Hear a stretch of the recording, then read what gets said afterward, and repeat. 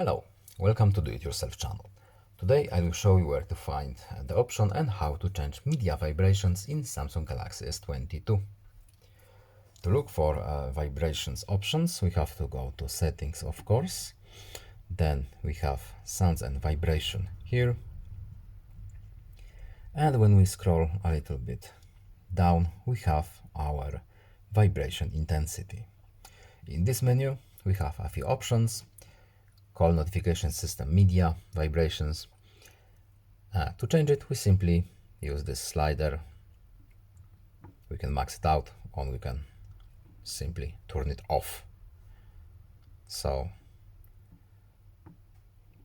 very easy to do.